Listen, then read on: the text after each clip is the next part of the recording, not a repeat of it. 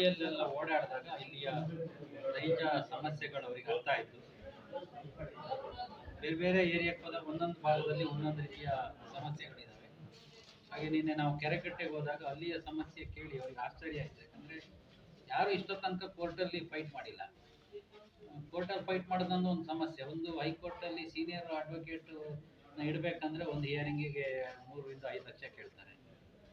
ಹಾಗಾಗಿ ಆ ಜನರು ಯೋಚನೆ ಮಾಡ್ತಾರೆ, ನಾವು ಕೋರ್ಟಿಗೆ ಹೋಗೋದ ಬೇಡ, ಕೊಟ್ಟಷ್ಟು ತಗೊಂಡು ಹೊರಗೆ ಹೋಗೋಣ ಅಂತ. ಈ ರೀತಿ ಎಲ್ಲ ಭಾಗದಲ್ಲೂ ಬೇರೆ ಬೇರೆ ಸಮಸ್ಯೆ, 4(1) ಇರ್ಬೋದು, ಸೆಕ್ಷನ್ 4 ಆಗಿರ್ಬೋದು, ಸೆಕ್ಷನ್ 17 ಆಗಿರ್ಬೋದು, 50, 53, ಈ ರೀತಿಯ ಸಾಕಷ್ಟು ರೈತ ಸಮಸ್ಯೆಗಳನ್ನ ಇಲ್ಲಿ ಹಾಗೆ ಮುಚ್ಚೋಗ್ತಾ ಇದ್ದಾವೆ. ಕಾರಣ ಏನು ಅಂದರೆ, ಲೀಗಲ್ಲಿ ಅವರಿಗೆ ಬಲ ಕೊಡೋರು ಯಾರು ಇರಲಿಲ್ಲ.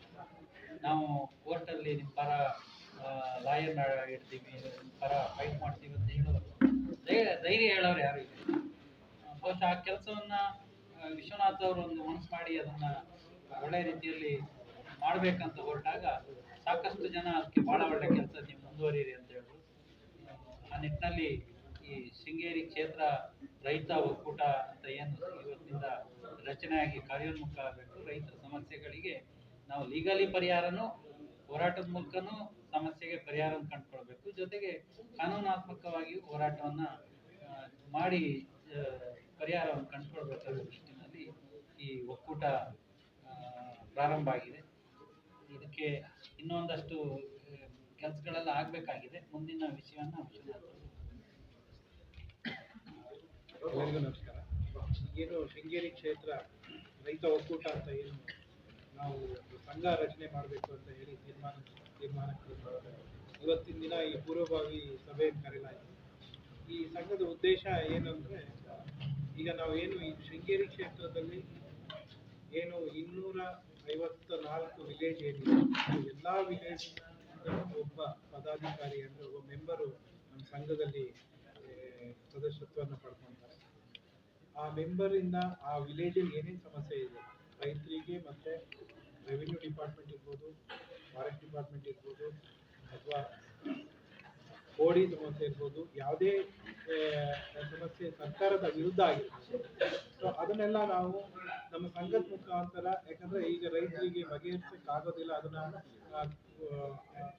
ಕೋರ್ಟ್ ಮುಂದೆ ಬರಲಿಕ್ಕೆ ಆಗದೆ ಇರೋಂಥ ತುಂಬ ಜನ ಇದ್ದಾರೆ. ನಾವು ಈ ಕ್ಷೇತ್ರದಲ್ಲಿ ಓಡಾಡಿದಾಗ ನಮಗೆ ತಿಳಿದು ಬಂದಿದೆ ಏನು ಒಬ್ಬ ಸಾಮಾನ್ಯ ಮನುಷ್ಯ ಕೋರ್ಟು ಕಚೇರಿಗೆ ಅಲಿಬೇಕು ಅಂತ ಹೇಳಿದ್ರೆ ಅವ್ನ ಕೆಲಸನೆಲ್ಲ ಬಿಟ್ಟು ವರ್ಷಾನುಗಟ್ಟಲೆ ಅಲಿಬೇಕು.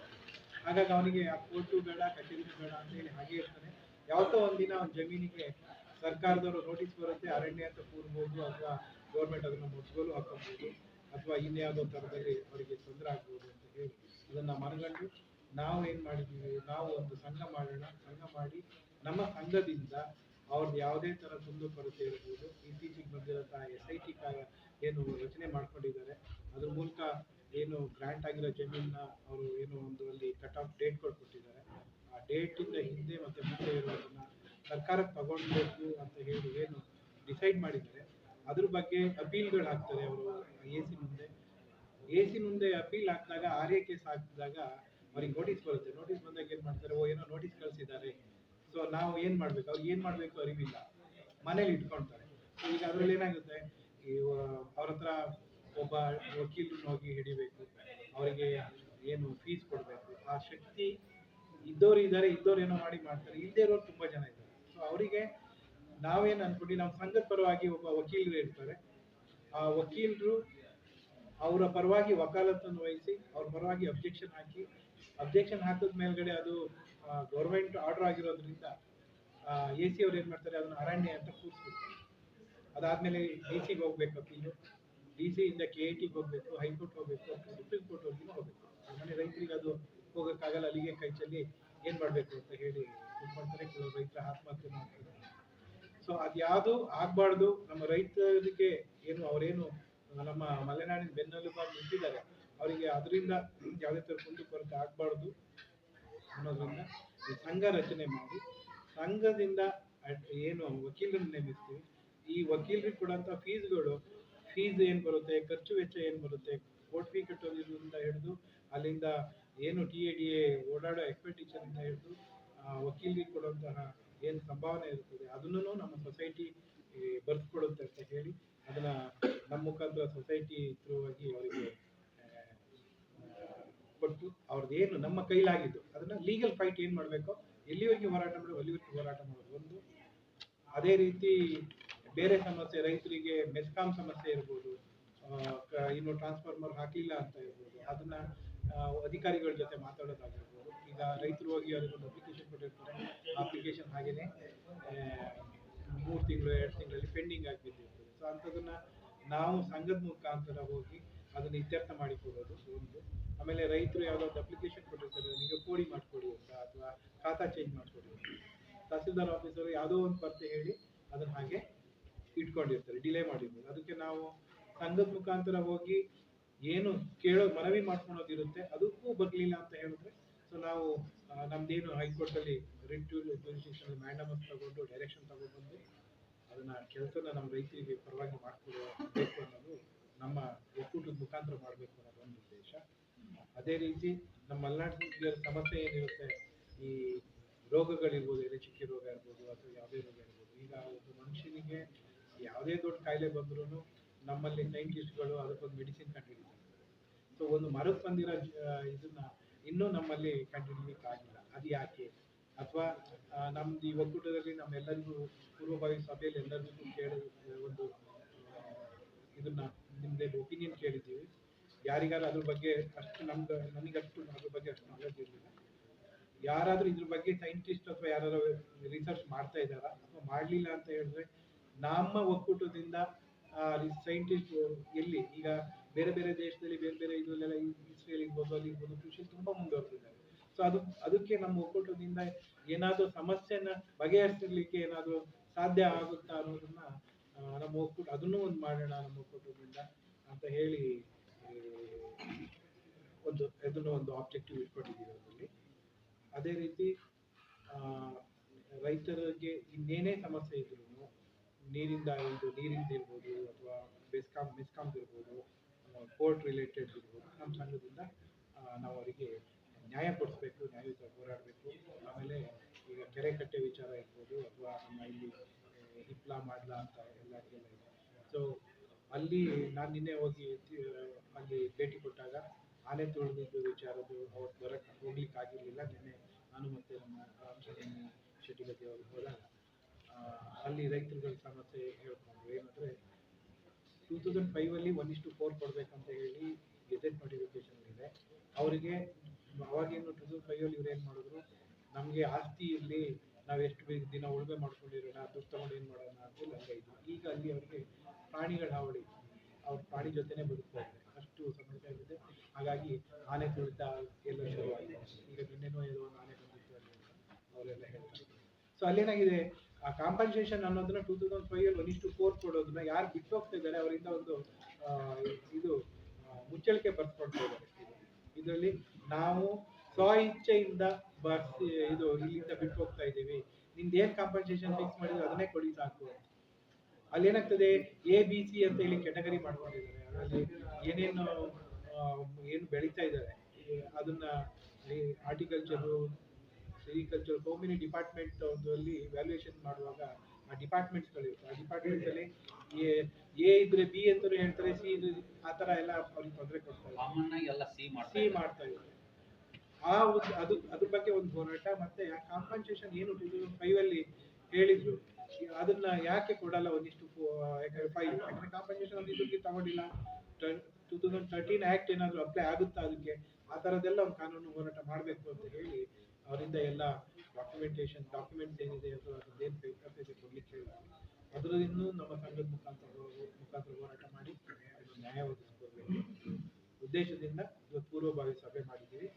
ನಾಳೆಯಿಂದ ನಾವೊಂದು ಈ ಸಂಘನ ರಿಜಿಸ್ಟರ್ ಮಾಡ್ಕೊಳ್ತೇವೆ. ಸಂಘದಲ್ಲಿ ಪದಾಧಿಕಾರಿಗಳು ಎಲ್ಲರೂ ಮೆಂಬರ್ಸ್ ಇರ್ತಾರೆ. ಎಷ್ಟು ಜನ ಮೆಂಬರ್ಸ್ ಎಲ್ಲರೂ ಮೆಂಬರ್ ಇರ್ತಾರೆ. ಅದಕ್ಕಾಗಿ ಎಲೆಕ್ಷನ್ ನಡೆಯುತ್ತೆ. ಫಸ್ಟ್ 3 years ಗೌರವಾಧ್ಯಕ್ಷರು ಇರ್ತಾರೆ, ಅಧ್ಯಕ್ಷರು ಇರ್ತಾರೆ, ಜನರಲ್ ಸೆಕ್ರೆಟರಿ ಇರ್ತಾರೆ, ಖಜಾಂಚಿ ಇರ್ತಾರೆ, ಮತ್ತೆ ಹೋಬಳಿಗೊಬ್ಬ ಉಪಾಧ್ಯಕ್ಷರು. ಉದ್ದೇಶದಿಂದ ಇವತ್ತು ಪೂರ್ವಭಾವಿ ಸಭೆ ಮಾಡಿದ್ದೀವಿ. ನಾಳೆಯಿಂದ ನಾವೊಂದು ಈ ಸಂಘನ ರಿಜಿಸ್ಟರ್ ಮಾಡ್ಕೊಳ್ತೇವೆ. ಸಂಘದಲ್ಲಿ ಪದಾಧಿಕಾರಿಗಳು ಎಲ್ಲರೂ ಮೆಂಬರ್ಸ್ ಇರ್ತಾರೆ. ಎಷ್ಟು ಜನ ಮೆಂಬರ್ಸ್ ಎಲ್ಲರೂ ಮೆಂಬರ್ ಇರ್ತಾರೆ. ಅದಕ್ಕಾಗಿ ಎಲೆಕ್ಷನ್ ನಡೆಯುತ್ತೆ. ಫಸ್ಟ್ 3 years ಗೌರವಾಧ್ಯಕ್ಷರು ಇರ್ತಾರೆ, ಅಧ್ಯಕ್ಷರು ಇರ್ತಾರೆ, ಜನರಲ್ ಸೆಕ್ರೆಟರಿ ಇರ್ತಾರೆ, ಖಜಾಂಚಿ ಇರ್ತಾರೆ, ಮತ್ತೆ ಹೋಬಳಿಗೆ ಒಬ್ಬ ಉಪಾಧ್ಯಕ್ಷರು ಇರ್ತಾರೆ. ಆಮೇಲೆ ವಿಲೇಜಲ್ಲಿ ಯಾರು ರೆಪ್ರೆಸೆಂಟೇಟಿವ್ ಇರ್ತಾನೆ ಅವರು ಜಾಯಿಂಟ್ ಸೆಕ್ರೆಟರಿ ಅಂತ ಹೇಳಿ ಅವರಿಗೆ ಓಟ್ ಕೊಟ್ಟು ನಾವು ಇದರಲ್ಲಿ ಯಾವುದೇ ಥರದ ರಾಜಕೀಯ ಉದ್ದೇಶ ಇಲ್ಲ, ಇದು ರೈತ ಹೋರಾಟಕ್ಕೋಸ್ಕರ ಈ ಸಣ್ಣ ಕಟ್ಟಿದ್ದೀವಿ. ಇದೇ ಥರ ನಮ್ಮದು ಬೇರೆ ಇಟ್ಕೊಂಡಿದ್ವಿ, ಶಿಕ್ಷಣ, ಆರೋಗ್ಯ ಮತ್ತು ರೈತ ಕೃಷಿ ಅಂತ ಹೇಳಿ ಅನ್ನಭಾಗ್ಯ, ವಿದ್ಯಾಭಾಗ್ಯ ಮತ್ತು ಆರೋಗ್ಯ ಭಾಗ್ಯ ಅಂತ ಹೇಳಿ ಏನಿದೆ ಆ ಭಾಗ್ಯ ನಮ್ಮ ಕೈಲಾದ ಸಹಾಯ ಮಾಡಬೇಕು ನಮ್ಮ ಸಂಘದಿಂದ ಅಂತ ಹೇಳಿ ಈ ನಮ್ಮ ಧ್ಯೇಯ ಇಟ್ಕೊಂಡು ಮಾಡ್ತೇವೆ. ಅದೇ ರೀತಿ ಎಜುಕೇಷನ್ ಬಗ್ಗೆ ನಾವೇನು ಇದುವರೆಗೆ ಮಕ್ಕಳಿಗೆ ಯೂನಿಫಾರ್ಮ್ ಇರ್ಬೋದು, ಅವರಿಗೆ ಪರಿಕರಗಳಿರ್ಬೋದು, ಫೀಸ್ಗಳು ಇರ್ಬೋದು, ಕಡು ಬಡ್ಕೊಂಡು ಇರ್ಬೋದು ಅಂತ ಮಾಡ್ಕೊಂಡು ಮಾಡ್ತಾಯಿದ್ವಿ. ಅದೇ ರೀತಿ ಈ ವರ್ಷನೂ ನಾವು ಈಗ ಮುಂದಿನ ಶೈಕ್ಷಣಿಕ ವರ್ಷದಲ್ಲೂ 22,000 ಮಕ್ಕಳನ್ನ ನಾವೀಗ ಐಡೆಂಟಿಫೈ ಮಾಡಿದ್ವಿ. ಅವರಿಗೆ ಯೂನಿಫಾರ್ಮ್ ಇರ್ಬೋದು, ಬ್ಯಾಗ್ ಪ್ಯಾಕ್ ಇರ್ಬೋದು. ಅದೇ ರೀತಿ ಇನ್ನು ಆರೋಗ್ಯದಲ್ಲಿ ನಮ್ಮಲ್ಲಿ ಏನಾಗಿದೆ, ಒಂದು ಏನು ತಾಲೂಕು ಹಾಸ್ಪಿಟಲ್ ಏನಿದೆ ಅಲ್ಲಿ ಒಂದು ಎದೆನೋವು ಅಥವಾ ಏನೋ ಒಂದು ಸಮಸ್ಯೆ ಇದೆ ಅಂತ ಹೇಳೋದು ಒಂದು ECG ಮಾಡಬೇಕು ಅಂದ್ರೆ ICG ಮಷಿನ್ ಸರಿ ವರ್ಕ್ ಆಗೋದಿಲ್ಲ.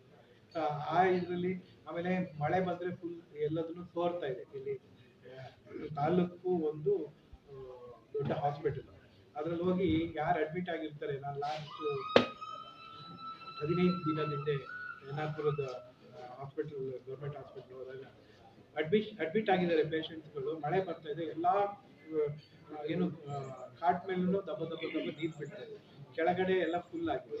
ಆಮೇಲೆ ಅವ್ರಿಗೆ ಎಲ್ಲೂ ಯಾವ ಕಡೆ ಈ ಕಡೆ ಅಲ್ಲಿಂದ ನೀರು ಬರ್ತಾ ಇದೆ, ಈ ಕಡೆ ಎಲ್ಲ ಕಡೆಯಿಂದ ನೀರು ಬರ್ತಾ ಇದೆ. ಸೊ ಅದನ್ನ ಒಂದು ಬೇಸಿಕ್ ಇನ್ಫ್ರಾಸ್ಟ್ರಕ್ಚರು ನಮ್ಮಲ್ಲಿ ಹಾಸ್ಪಿಟಲಿಗೆ ಇಲ್ಲ. ಅದನ್ನ ಸರ್ಕಾರದವರು ಸ್ವಲ್ಪ ಇದನ್ನ ಪರಿಗಣನೆ ತಗೋಬೇಕು ಅಂತ ಹೇಳಿ ನಾವಲ್ಲಿ ECG ಏನು ಒಂದು ಮಷಿನ್ ಇಲ್ಲ ಅಂತ ಹೇಳಿ ನಮ್ಮ ಕಡೆಯಿಂದ ಅದನ್ನ ಎಲ್ಲ ಈ ಕೊಪ್ಪ ಇರ್ಬೋದು, ಶೃಂಗೇರಿ ಇರ್ಬೋದು, ಯನ್ನಾಪುರ ಇರ್ಬೋದು, ಅವರಿಗೆ ಯಾವ ಒಂದು ಇದಿರಲಿಲ್ಲ ECG ಅಥವಾ ಅವ್ರದ್ದು ಡಾಕ್ಟರ್ಸ್ ಎಲ್ಲ ಯಾವ್ದಾವ್ದು ಇಕ್ವಿಪ್ಮೆಂಟ್ ಇಲ್ಲ ಅಂತಿದ್ರು. ಯಾವುದು ತೀರಾ ಬೇಕಾಗಿರುವಂಥ ಒಂದು ಮಷಿನ್ ಬೇಕು ಅಂತಂದರೆ ಅದನ್ನೆಲ್ಲ ನಮ್ಮ ಕೈಲಾದಂತೆ ಪರ್ಚೇಸ್ ಮಾಡಿ ಕೊಟ್ಟಿದ್ದೀವಿ. ಸೊ ಇದೇ ಥರ ಆರೋಗ್ಯದ ಬಗ್ಗೆ ಯಾರ್ಯಾರು ಅತಿ ಬಡವರು ಏನಾದ್ರು ಹಾಸ್ಪಿಟಲ್ಗೆ ಹೋಗೋದು ಅವ್ರಿಗೂ ಹೆಲ್ಪ್ ಮಾಡಬೇಕು ಅಂತ ಉದ್ದೇಶ ಇಟ್ಕೊಂಡು ಇದನ್ನೆಲ್ಲ ಮಾಡ್ತಾಯಿದ್ದೀವಿ. ಇನ್ನು ಮುಂದೆ ಎಲ್ಲರೂ ಸಹಕಾರದಿಂದ ಇವೆಲ್ಲವನ್ನೂ ನಾವು ನಡ್ಸ್ಕೊಂಡು ಹೋಗಬೇಕು ಅಂತ ನನ್ನ ಉದ್ದೇಶ. ಆ ಉದ್ದೇಶಕ್ಕೆ ನೀವೆಲ್ಲ ಜೋಡಿಸ್ಕೊಂಡು ನಿಮಗೆ ಸಲಹೆ ಕೊಡಬೇಕು, ಮಾರ್ಗದರ್ಶನ ಕೊಡಬೇಕು ಅಂತ ಹೇಳಿ ಮಾಧ್ಯಮ ಮುಖಾಂತರ ಕೇಳಬೇಕು. ಮತ್ತೆ ಮೊನ್ನೆ ಆನೆ ತುರ್ತಕ್ಕೆ ಒಳಗಾದಾಗ ಎಲ್ಲ ಪಕ್ಷದವರು ಇದ್ರು, ಎಲ್ಲ ಧರಣಿ ಕೂತಿದ್ರು ಸಾಮೂಹಿಕವಾಗಿ. ಅವತ್ತು ಶಾಸಕರ ಎದುರುಗಡೆ ತೀರ್ಮಾನ ಆಯಿತು, SP DC ಎಲ್ಲ 17ನೇ ತಾರೀಕು ಜನಸಂಪರ್ಕ ಸಭೆ ಕರಿತೀವಿ ಅಂತ. ಇದುವರೆಗೆ 3-4 ವರ್ಷದಿಂದ ಜನಸಂಪರ್ಕ ಸಭೆ ಆಗಿಲ್ಲ, ಅಲ್ಲಿ ರೈತ ಸಮಸ್ಯೆ ಕೇಳೋರಿಲ್ಲ. ಈಗ ನಾಳೆ ಕರಿಬೇಕಾಗಿತ್ತು, ಈಗ ಕರೆದಿಲ್ಲ ಇದುವರೆಗೆ. ಅದನ್ನ ತುರ್ತಾಗಿ ಕರಿಬೇಕು, ಅಲ್ಲಿ ಸಮಸ್ಯೆಯನ್ನು ಕೇಳಬೇಕು ಅನ್ನೋ ದೃಷ್ಟಿಯಿಂದ ಒತ್ತಾಯ ಮಾಡ್ತೀವಿ. ಈಗ ಚಳಿಗಾಲದ ಅಧಿವೇಶನ ಪ್ರಾರಂಭ ಆಗುತ್ತೆ. ಆ ಅಧಿವೇಶನದಲ್ಲಿ ಎಲೆ ಚುಕ್ಕೆ ರೋಗಕ್ಕೆ ಕನಿಷ್ಠ ಎಲ್ಲ ರೈತರಿಗೂ ಒಂದು ಪರಿಹಾರ ಕೊಡಿಸೋ ವ್ಯವಸ್ಥೆ ಆಗಬೇಕು. ಅದಕ್ಕೆ ಸಂಬಂಧಪಟ್ಟಂತೆ ಮಾರ್ಗೋಪಾಯಗಳನ್ನ ಹುಡುಕಬೇಕು ಅಂತೇಳಿ ಶಾಸಕರಲ್ಲಿ ನಾವು ಒತ್ತಾಯ ಮಾಡ್ತೀವಿ. ಚಳಿಗಾಲದ ಅಧಿವೇಶನದಲ್ಲಿ ಈ ಒತ್ತಾಯಗಳನ್ನ ಮಾಡಬೇಕು.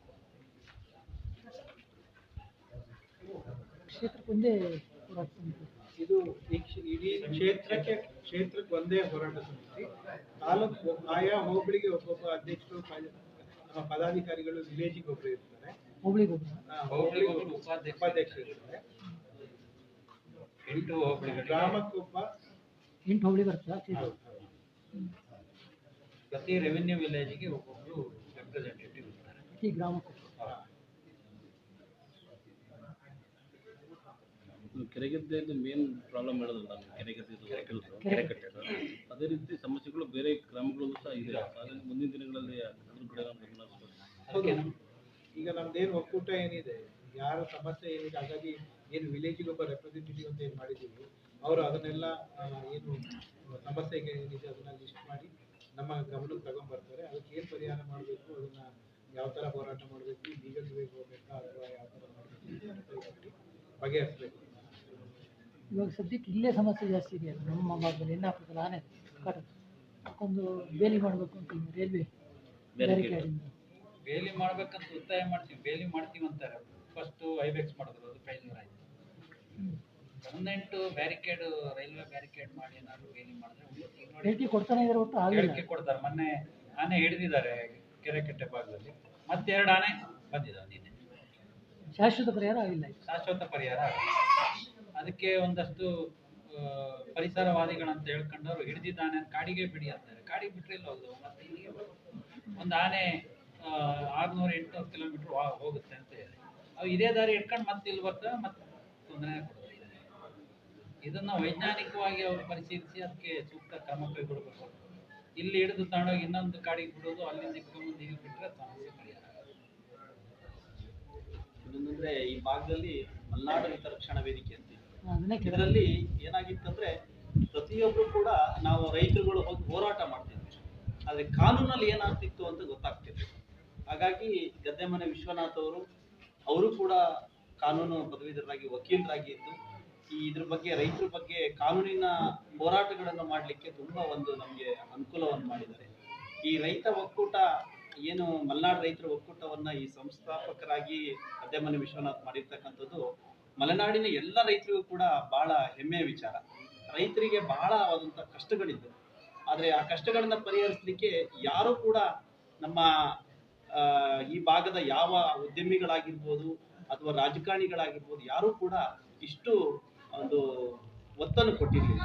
ಆದರೆ ಗದ್ದೆಮನೆ ವಿಶ್ವನಾಥ್ ಅವರ ದುಡಿಮೆಯ ಒಂದು ಭಾಗದಷ್ಟಾದ್ರೂ ನಾನು ರೈತರಿಗೆ ಏನಾದರೂ ಕೊಡಬೇಕು, ಈ ಸಮಸ್ಯೆಯನ್ನು ಬಗೆಹರಿಸಬೇಕು, ಆರೋಗ್ಯದ ಬಗ್ಗೆ ಕಾಳಜಿಯನ್ನು ಕೊಡಬೇಕು, ಶಿಕ್ಷಣದ ಬಗ್ಗೆ ಕೊಡಬೇಕು, ಅನ್ನದಾತರಾಗಿರ್ತಕ್ಕಂಥ ರೈತರಿಗೆ ಏನಾದರೂ ನನ್ನ ಕಡೆಯಿಂದ ಕಷ್ಟದಲ್ಲಿರ್ತಕ್ಕಂಥವ್ರಿಗೆ ಸಹಕಾರ ಮಾಡ್ಬೇಕಂತ ಹೇಳಿ ಸಂಸ್ಥೆಯನ್ನು ಹುಟ್ಟಾಕಿದ್ದಾರೆ. ಅವರಿಗೆ ಎಲ್ಲ ನಮ್ಮ ಮಲೆನಾಡಿನ ರೈತ ಹಿತರಕ್ಷಣಾ ಸಮಿತಿ ವತಿಯಿಂದ ಕೂಡ ಅವರಿಗೆ ಅಭಿನಂದನೆ ರೈತ ಹಿತರಕ್ಷಣಾ ಸಮಿತಿನೂ ಅಸ್ತಿತ್ವದಲ್ಲಿ ಇರುತ್ತೆ ಈಗ. ಇರುತ್ತೆ, ಅದು ಇರುತ್ತೆ. ಆದ್ರೆ ನಮಗೆ ಅದು ರೈತ ಹಿತರಕ್ಷಣಾ ಸಮಿತಿ ಪೂರಕವಾಗಿ ಇದ್ರ ಜೊತೆನ ಸೇರ್ಕೊಂಡು ಇದ್ರ ಜೊತೆನೂ ಕೆಲಸ ಮಾಡೇ ಮಾಡ್ತೀವಿ. ಯಾಕಂದ್ರೆ ರೈತ ಹಿತರಕ್ಷಣಾ ಸಮಿತಿಯಲ್ಲಿ ನಾವೊಂದಷ್ಟು ಹೋರಾಟಗಳನ್ನು ಮಾಡ್ಬೋದಿತ್ತು ಹೊರತು ಕಾನೂನಿನ ಬಗ್ಗೆ ನಮಗೆ ಯಾರು ಸಪೋರ್ಟ್ ಮಾಡ್ತಿರ್ಲಿಲ್ಲ. ಆದ್ರೆ ನಮ್ಗೆ ವಿಶ್ವನಾಥ್ ಅವರು ಕಾನೂನಿನ ಅರಿವು ಇರ್ತಕ್ಕಂಥವ್ರಾಗಿರೋದ್ರಿಂದ ಅವ್ರು ನಮ್ಗೆ ಬಹಳ ಒಂದು ಬಲ ಬಂದಂತಾಗಿದೆ. ಹಾಗಾಗಿ ರೈತ ಹಿತರಕ್ಷಣಾ ಸಮಿತಿ ಈ ಒಂದು ಮಲೆನಾಡಿನ ರೈತ ಒಕ್ಕೂಟಕ್ಕೆ ಸಂಪೂರ್ಣವಾದಂತ ಸಹಕಾರವನ್ನು ಕೊಟ್ಟು ನಾವು ಕೂಡ ಅವ್ರ ಜೊತೆಗೆ ಇದಕ್ಕೆ ಸಹಕಾರವನ್ನು ನೀಡ್ತೀವಿ ಅಂತ ಹೇಳ್ತೀವಿ. ಒಟ್ಟಾಗಿ ಹೋರಾಟ ಮಾಡ್ತೀವಿ ಒಟ್ಟಾಗಿ. ಯಾಕಂದ್ರೆ ಅವರು ಕೂಡ ಮಾಡ್ತಕ್ಕಂಥದ್ದು ರೈತರಿಗಾಗಿ, ನಾವು ಮಾಡ್ತಾ ಇದ್ದಿದ್ದು ರೈತರಿಗೋಸ್ಕರ. ಹಾಗಾಗಿ ನಮಗೆ ಒಂದು ಬಲ ಸಿಕ್ಕಿದೆ. ಹಾಗಾಗಿ ಅವ್ರ ಜೊತೆ ನಾವು ಸಂಪೂರ್ಣವಾದಂತಹ ಸಹಕಾರವನ್ನು ಅವರಿಗೆ ನೀಡಲಿಕ್ಕೆ ಇಚ್ಛೆ ಪಡ್ತೇವೆ. ಲೀಗಲ್ ಆಗಿ ಏನೇನು ಸಪೋರ್ಟ್ ಬೇಕು ನಮಗಿಲ್ಲ, ಅದನ್ನ ಇವು ಕೊಡೋದು ಸಿಗುತ್ತೆ ಅಂತ ನಾವು. ಹೌದು. ಮತ್ತೆ ಲೀಗಲ್ ಆಗಿ ಏನಾಗ್ತಿತ್ತು ಅಂದ್ರೆ ನಾವು ಹೊರಟಾಗ ಒಂದಷ್ಟು ಕಾನೂನು ವ್ಯಾಪ್ತಿಗಳಲ್ಲಿ ನಮಗೆ ಗೊತ್ತಿಲ್ಲದಿರ್ತಕ್ಕಂಥ ವಿಚಾರಗಳಿತ್ತು. ಆದ್ರೆ ಈಗ ಏನಾಗಿದೆ ಅಂದ್ರೆ ಅವರೇ ಒಂದು ವಕೀಲರನ್ನ ನೇಮಕ ಮಾಡ್ತಾರೆ, ಜೊತೆಗೆ ಅವರು ವಕೀಲರಾಗಿರೋದ್ರಿಂದ ಅದ್ರ ಬಗ್ಗೆ ಅವರಿಗೆ ಡಿಸ್ಕಷನ್ ಮಾಡಿಕೊಂಡು ಮುಂದೆ ಅದ್ರ ಬಗ್ಗೆ ಪರಿಶೀಲನೆ ಮಾಡಿ ಯಾವ ರೀತಿ ಹೋರಾಟ ಮಾಡಬೇಕು ಅನ್ನೋದ್ರ ಬಗ್ಗೆ ನಮ್ಗಳಿಗೂ ತಿಳಿಸ್ತಾರೆ. ಜೊತೆಗೆ ಹೋರಾಟಕ್ಕೆ ಸಂಪೂರ್ಣವಾದಂಥ ಸಹಕಾರ ಮಾಡೋದ್ರಿಂದ ನಮಗೆ ಬಹಳ ಅನುಕೂಲ ಅಂತ. ಯಾವ್ದಾದ್ರು ಒಂದು ಪಕ್ಷಕ್ಕೆ ಇದು ಸೀಮಿತ ಆಗುತ್ತಾ? ಇಲ್ಲ ಇಲ್ಲ, ಎಲ್ಲ ಪಕ್ಷದಲ್ಲಿ ಇದು ಯಾವುದೇ ರಾಜಕೀಯ ಪಕ್ಷ ಇಲ್ಲ. ದಯವಿಟ್ಟು ಮತ್ತೊಮ್ಮೆ ಮಾಧ್ಯಮದವರ ಗಮನಕ್ಕೆ, ಇದರಲ್ಲಿ ಯಾವುದೇ ರಾಜಕೀಯ ಇಲ್ಲ. ಆತರ ಹೋದಾಗೆಲ್ಲ ಫೇಲ್ ಆಗ್ಬಿಡುತ್ತೆ. ಇಲ್ಲ ಇಲ್ಲ, ಇದರಲ್ಲಿ ಈ ವಿಶ್ವನಾಥ್ ಅವ್ರದ್ದು ಒಂದೇ ಕಾನ್ಸೆಪ್ಟ್ ಏನಂದ್ರೆ ಯಾವುದೇ ರಾಜಕೀಯ ಹೊರತುಪಡಿಸಿ ಎಲ್ಲ ರೈತ ಸಂಘಟನೆಗಳನ್ನು ಒಟ್ಟು ಮಾಡಿ, ರೈತರುಗಳನ್ನು ಒಟ್ಟು ಮಾಡಿ, ರೈತರುಗಳಿಗೆ ಅನುಕೂಲವಾಗುವಂತ ಕೆಲಸವನ್ನು ಮಾಡಬೇಕು ಅನ್ನೋ ಉದ್ದೇಶ ಬಿಟ್ರೆ ಅವ್ರಿಗೂ ಕೂಡ ಯಾವುದೇ ರೀತಿಯಾದಂತ ರಾಜಕೀಯ ತರಬೇಕು ಅನ್ನೋ ಉದ್ದೇಶ ಇಲ್ಲ. ಈ ಒಕ್ಕೂಟದ ಒಳಗಡೆ ಯಾವುದೇ ರಾಜಕೀಯದ ಇಲ್ಲ.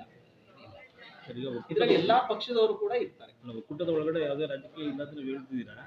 ಅದು ಇಲ್ಲೇನಾಗಿದೆ ಅಂತಂದ್ರೆ ಒಕ್ಕೂಟದ ಅಧ್ಯಕ್ಷರಾಗಿರ್ತಕ್ಕಂಥವ್ರು ಏನು ವಿಶ್ವನಾಥ್ ಇದ್ದಾರೋ ಅವರು ಒಂದು ಪಕ್ಷದಲ್ಲಿ ಆಲ್ರೆಡಿ ಗುರುಸ್ಕೊಂಡು ಅವರು ಏನೋ ಮುಂದೆ ಪ್ಲಾನ್ಗಳಿರೋದು ಚರ್ಚೆ ಆಲ್ರೆಡಿ ಶುರು ಆಗಿದೆ. ಆಲ್ರೆಡಿ ಸಮಾಜದಲ್ಲಿ ಒಬ್ಬ ವ್ಯಕ್ತಿ ಏನೋ ಒಳ್ಳೆ ಕೆಲಸ ಮಾಡ್ಲಿಕ್ಕೆ ಹೊರಡ್ತಾನೆ ಅಂತ ಆಗಲ್ಲ, ಅದಕ್ಕೊಂದಷ್ಟು ಅಪಸ್ವರಗಳು ಬರೋದು ಸಾಮಾನ್ಯ. ನಾವು ಅದನ್ನು ಮೆಟ್ಟಿ ಮುಂದುವರಿಬೇಕು ಹೊರತು ನಾವು ಅದಕ್ಕೆ ಹಂಚ್ಕೊಂಡು ಕೂತ್ಕೊಂಡ್ರೆ ಜನರ ಸಮಸ್ಯೆ ಕೇಳೋರು ಯಾರು? ಸಮಾಜದಲ್ಲಿ ಹೋದಾಗ ಒಂದಷ್ಟು ಅಪಸ್ವರಗಳು ಬಂದೇ ಬರ್ತಾರೆ. ಅದಕ್ಕೆಲ್ಲ ಬೆಲೆ ಏನಂದ್ರೆ ಯಾವುದೇ ರಾಜಕೀಯ ಹೊರತುಪಡಿಸಿ ಎಲ್ಲ ರೈತ ಸಂಘಟನೆಗಳನ್ನು ಒಟ್ಟು ಮಾಡಿ, ರೈತರುಗಳನ್ನು ಒಟ್ಟು ಮಾಡಿ, ರೈತರುಗಳಿಗೆ ಅನುಕೂಲವಾಗುವಂತ ಕೆಲಸವನ್ನು ಮಾಡಬೇಕು ಅನ್ನೋ ಉದ್ದೇಶ ಬಿಟ್ರೆ ಅವ್ರಿಗೂ ಕೂಡ ಯಾವುದೇ ರೀತಿಯಾದಂತ ರಾಜಕೀಯ ತರಬೇಕು ಅನ್ನೋ ಉದ್ದೇಶ ಇಲ್ಲ. ಈ ಒಕ್ಕೂಟದ ಒಳಗಡೆ ಯಾವುದೇ ರಾಜಕೀಯದ ಇಲ್ಲ. ಸರಿ, ಇದರಲ್ಲಿ ಎಲ್ಲಾ ಪಕ್ಷದವರು ಕೂಡ ಇರ್ತಾರೆ. ಒಕ್ಕೂಟದ ಒಳಗಡೆ ಯಾವುದೇ ರಾಜಕೀಯ ಇಲ್ಲ ಅಂತ ನೀವು ಹೇಳ್ತಿದ್ದೀರಾ. ಅದು ಇಲ್ಲೇನಾಗಿದೆ ಅಂತಂದ್ರೆ ಒಕ್ಕೂಟದ ಅಧ್ಯಕ್ಷರಾಗಿರ್ತಕ್ಕಂಥವ್ರು ಏನು ವಿಶ್ವನಾಥ್ ಇದ್ದಾರೋ ಅವರು ಒಂದು ಪಕ್ಷದಲ್ಲಿ ಆಲ್ರೆಡಿ ಗುರ್ಸ್ಕೊಂಡು ಅವರು ಏನೋ ಮುಂದೆ ಪ್ಲಾನ್ ಇಟ್ಕೊಂಡಿರೋದು ಚರ್ಚೆ ಆಲ್ರೆಡಿ ಶುರು ಆಗಿದೆ ಆಲ್ರೆಡಿ. ಸಮಾಜದಲ್ಲಿ ಒಬ್ಬ ವ್ಯಕ್ತಿ ಏನೋ ಒಳ್ಳೆ ಕೆಲಸ ಮಾಡ್ಲಿಕ್ಕೆ ಹೊರಡ್ತಾನೆ ಅಂತ ಆದಾಗ ಅದಕ್ಕೊಂದಷ್ಟು ಅಪಸ್ವರಗಳು ಬರೋದು ಸಾಮಾನ್ಯ. ನಾವು ಅದನ್ನು ಮೆಟ್ಟಿ ಮುಂದುವರಿಬೇಕು ಹೊರತು ನಾವು ಅದಕ್ಕೆ ಹಂಚ್ಕೊಂಡು ಕೂತ್ಕೊಂಡ್ರೆ ಜನರ ಸಮಸ್ಯೆ ಕೇಳೋರು ಯಾರು? ಸಮಾಜದಲ್ಲಿ ಹೋದಾಗ ಒಂದಷ್ಟು ಅಪಸ್ವರಗಳು ಬಂದೇ ಬರ್ತಾರೆ. ಅದಕ್ಕೆಲ್ಲ ಬೆಲೆ ಕಿವಿ ಕೊಡದೆ ನಮ್ಮ ಕೆಲಸ ನಾವು ಮಾಡ್ಕೊಂಡು ಹೋಗ್ಬೇಕು. ಆ ನಿಟ್ಟಿನಲ್ಲಿ ವಿಶ್ವನಾಥ್ ಅವರು ಕೆಲಸ ಮಾಡ್ತಾರೆ. ಈ ಒಕ್ಕೂಟ ಏನ್ ಮಾಡಿದೀವಿ, ನಾನು ಪ್ರಾರಂಭದಲ್ಲೇ ಹೇಳ್ದಾಗೆ ಪಕ್ಷಾತೀತವಾಗಿರುತ್ತೆ. ಇದ್ರಲ್ಲಿ ಯಾವುದು ರಾಜಕೀಯ ಇಲ್ಲ, ಎಲ್ಲಾ ಪಕ್ಷದವರು ರಾಜಕೀಯ ಇದ್ರದ್ದು ಹೊರಗಡೆ ಮಾಡ್ತಾರೆ. ಈಗ ರಾಜಕೀಯದಲ್ಲಿ ಇಲ್ಲದೆ ಎಲ್ಲಾ ರಾಜಕೀಯದಲ್ಲಿ ಇದ್ದವರು ಇದರಲ್ಲಿ ಇರ್ತಾರೆ. ಕಾಂಗ್ರೆಸ್ ಇರ್ಬೋದು, ದಳದಲ್ಲಿ ಇರ್ಬೋದು, ಬಿಜೆಪಿ ಇರ್ಬೋದು. ಇದು ರೈತರ ಪರವಾಗಿರೋಂಥ ಹೋರಾಟ. ಅವರವ್ರ ರಾಜಕೀಯ ಈ ಒಕ್ಕೂಟದಿಂದ ಹೊರಗಡೆ ಮಾಡ್ತಾರೆ. ಇದಕ್ಕೆ ರಾಜಕೀಯ ಬೆಳೆಸ್ಕೊಂಡು ಬರೋದಿಲ್ಲ. ಈಗ ರೈತರಿಗೆ ಸಂಬಂಧಪಟ್ಟಿರೋ ಕಾಂಗ್ರೆಸ್ನಲ್ಲಿ ಇದ್ರಲ್ಲಿ ಒಕ್ಕೂಟದಲ್ಲಿ ಇದ್ದಾರೆ ಅಂದ್ರೆ ರೈತರಿಗೆ ಏನಾರ ಸಮಸ್ಯೆ ಆದರೆ ಅವರು ನಮ್ಮ ಒಕ್ಕೂಟದ ಪ್ರಕಾರ ಸರ್ಕಾರದ ವಿರುದ್ಧ ಹೋರಾಟಕ್ಕೆ ಅವರು ಬರ್ತಾರೆ. ಅವ್ರದೇ ಪಕ್ಷ ಇದೆ, ನಾನು ಬರಲ್ಲ ಅಂತ ಹಿಂಜರಿಯೋ ಪಕ್ಷ ಇದರಲ್ಲಿ ಇಲ್ಲ. ಯಾಕಂದ್ರೆ ನನ್ನ ಜೊತೆ ಆ ಥರದವರೆಲ್ಲ ಸೇರ್ಕೊಂಡಿದ್ದಾರೆ, ನಮ್ಮ ಪದಾಧಿಕಾರಿಗಳಾಗಿದ್ದಾರೆ ಅಂತ ಹೇಳಿ. ಇದೇ ಥರ ಬಿಜೆಪಿ ಸರ್ಕಾರ ಬಂದ್ರೂ ಬಿಜೆಪಿಯಲ್ಲಿ ಇರೋರು ಈ ಏನೋ ಸರ್ಕಾರದ ವಿರುದ್ಧ ಹೋರಾಟ ಮಾಡಬೇಕು ಅಂದ್ರೆ ಹೋರಾಟಕ್ಕೆ ಬರ್ತಾರೆ, ರಾಜಕೀಯನ ಸಪೋರ್ಟ್.